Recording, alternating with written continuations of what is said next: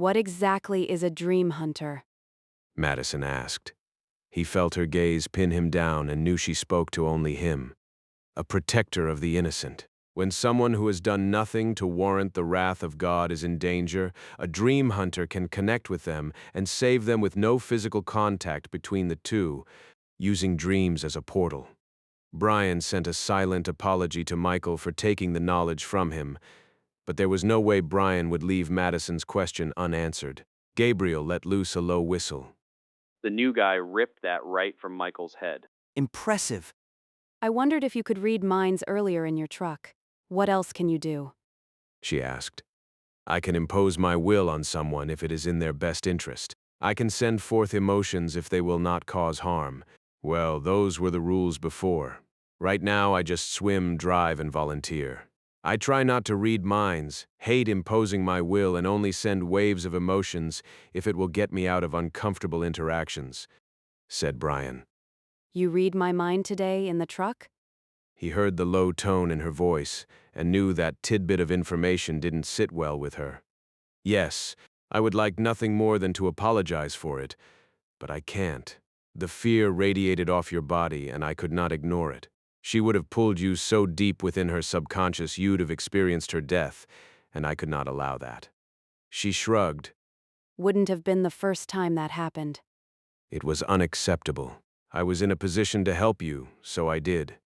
She appeared to think over his words for a second before saying, We need to do it again.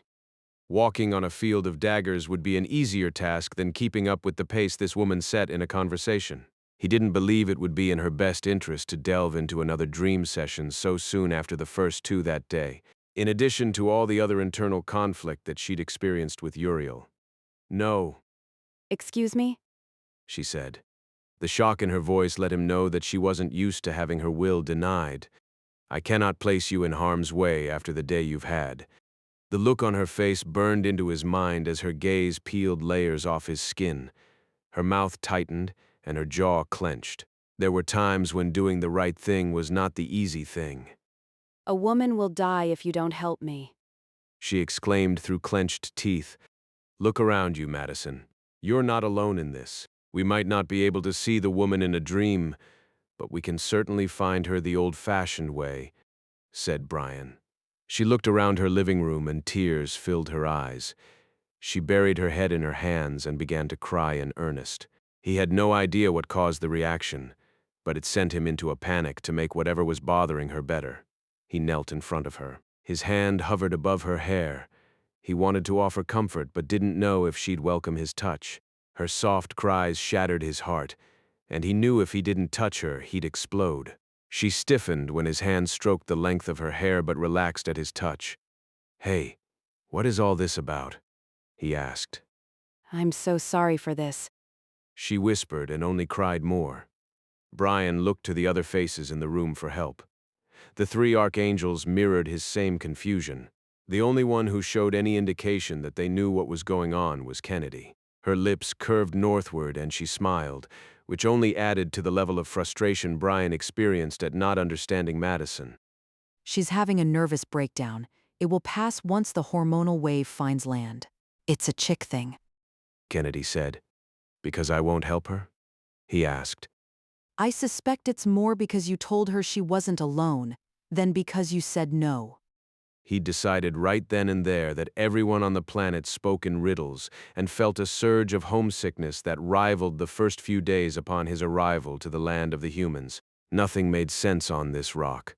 Not the people, not the random civilized rituals they clung to for no other reason that it had been done for centuries. Madison lifted her head and wiped her eyes. Her face flushed as she looked around the room. I don't know what just came over to me. She said. Sometimes everything looks better after a good cry. Now, show them the picture and let's see how we can save this woman without frying the few brain cells you have left. Kennedy said. She sat down on the sofa and put her arm around Madison, just as Brian longed to do. Picture? All four men spoke at the same time. Kennedy explained about the projectile rock with the image of the kidnapped woman. Brian wanted to rip the creature limb from limb that caused the woman in front of him a moment's fear. That's why you have to help me go to her.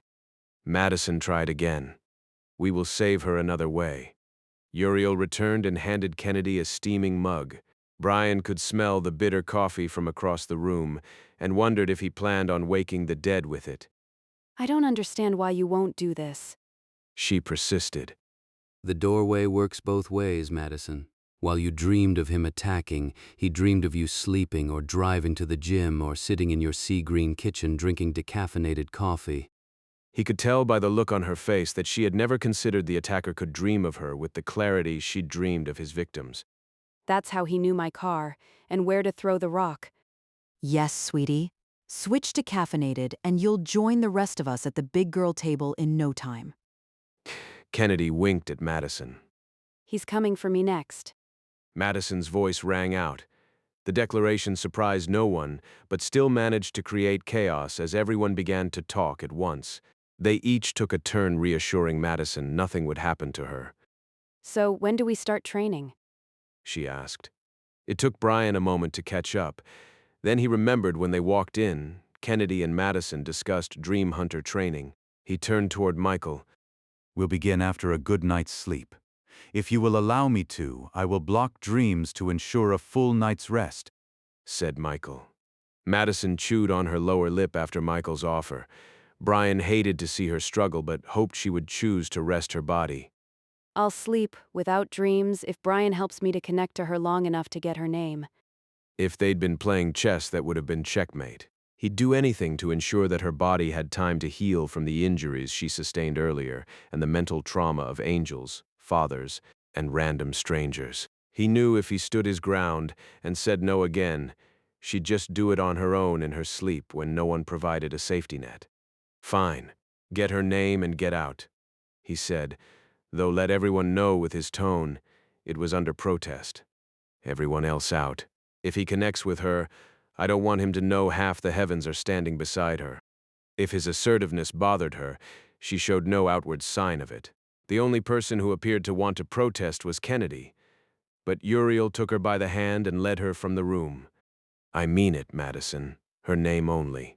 If you do anything else, I'll break the connection. You aren't my boss, Brian. Don't think that because I'm inclined to agree to your demands that it means I'm listening to you. Even irrational, over-emotional females can succumb to logic on occasion. If there had been any chance of his head swelling from being right, it would have popped and blew around the room like a deflating balloon at her words. He bit back a smile at the steel within her. Her strength continued to amaze him. I understand. Let's do this, he said. To his surprise and delight, she slipped her hands over his. He stared into her eyes and calmed all his thoughts so that he could only focus on her. Her eyes fluttered closed. Her grip on his hands tightened, and he sensed her fear. He spoke in her mind, whispered reassurances, and helped her quiet her thoughts enough to find who she searched for. It only took a moment before her eyes jerked open and she sat up straight. Her name is Tiffany Calloway.